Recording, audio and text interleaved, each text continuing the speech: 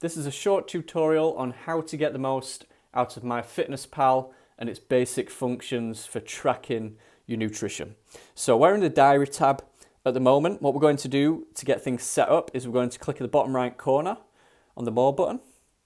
And from there, we're going to click on the Goals tab. So if we click on that. Okay, so this is where we set up, or initially set up, your daily targets to work from. Now, MyFitnessPal will automatically set you targets to achieve. However, I would recommend going from the numbers that I set you and the calculations that I give you to work from, as it is just very genetic from this app.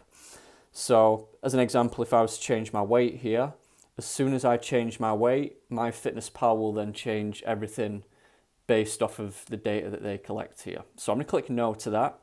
And instead, I'm going to go to the Nutrition Goals tab where it says Calorie, Carbs, Protein and Fat Goals. I'm going to click on that.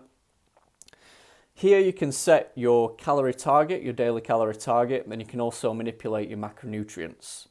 Now, the main two numbers that we're looking at and the calculations that we're doing is generally for your calories and for your protein. Not to say that carbohydrates and fats are not important, because they are, but the main two numbers we're looking at are calories and protein, because carbs and fats can sort of interchange with each other.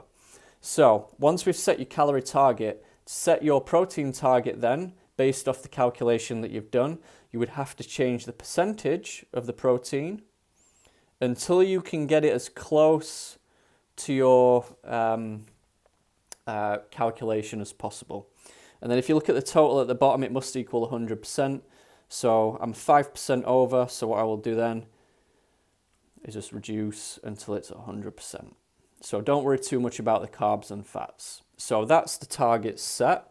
From there, what we're going to do is we're going to turn off the steps, the activity that is attached to your diary, and that is just so it doesn't confuse you with your calories in versus calories out, because this app we just want to use to track the food and the liquid calories that you're putting into your body. So if we click on steps, just want you to click don't track steps, so the data won't be stored there. You can use your fitness tracker separately for that if that's what you use. Also, what we're going to do is turn off the water tracking. So to do that, we need to go to diary settings. So you're going to click on settings down here, diary settings, and then where it says always show water in diary, we're going to turn that off as well, because again, unless you want to, you don't need to track your water, and it's just one less thing to confuse you. So if we go back to the diary tab, the bottom left, this now is where we can begin to input your food and we can begin to track everything. So I'm going to click on meal 2 for lunch, because we're going to go to breakfast in a second. So today for lunch, I've had a packet of rice, microwave rice, which if you look at my history down here, classic basmati rice, I've had that before. But if I hadn't had it, what I can do is search for basmati rice. These are all the options I've searched or used before. I can click search, and then it will bring up a big list in the database of basmati rice. And you can also enter brands in there as well to find the exact one. So I'm just going to use the Aldi packet that I've been using. I'm going to click add to that. And then what I'm going to do, because I had packet chicken, sliced chicken breast, is I'm going to actually scan the barcode of the pack to make it even easier. So I click scan barcode up at the top right there, put my camera over it, it's going to scan it. And then here it shows the full macronutrient profile and the calorie profile of that food. Now, the serving size for this is 100 grams. However, the packet itself is 150 grams, and I had a full packet. So what I'm going to do is, on the number of servings, I'm going to click on there and adjust it to 1.5, which then will adjust the macronutrients in line with what I've eaten, and I'm going to tick it. You can also change the serving size if you're not as good with the maths, so you can click on 1 gram, tick, and then you can change that to 150. So that's 150 grams, which will bring up the same result. Click tick, that adds that on, bottom blue button, add, and there you go, it's in your diary.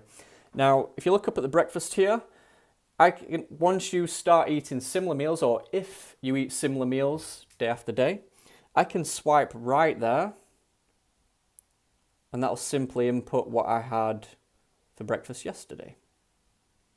If I swipe across there. So very easy and very convenient to use if you give it time and use it more frequently. And then what I'm going to show you next, if we scroll down to the bottom, is to click on the nutrition button.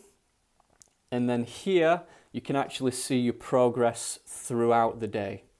So you can see, where you're at with your protein target, how many grams you have left to go. And the more that you use this, obviously you can then plan your day ahead a little bit better, and you'll have more of an idea of how much you can eat or how much you should be eating to reach your goals.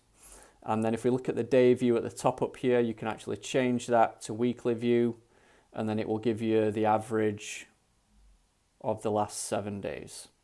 So those are just the basic functions, and really that's all I use it for. I hope that helps, and if you have any comments or any questions, please do contact me directly and I'll be happy to help.